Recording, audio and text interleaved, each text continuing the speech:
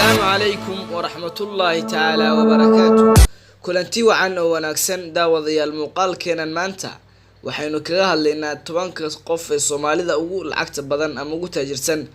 daawadayaal inta aynaan u guda galin muuqaalkeenan daawadayaasha ugu taxan iyo kuwa ugu cusub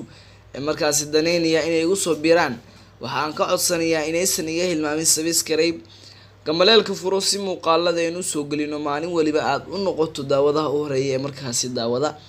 asxaabtaadana la wadaag wixii afkaar qaybta commentiga ayaad igu reebi kartaa waadna ku maasantiin sida quruxda badan ee maalin waliba aad uga falcelisaan muuqaalada aan idin soo galiyo bogayga YouTube-ka.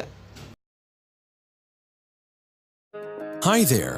There are people who have never won the lottery, but with full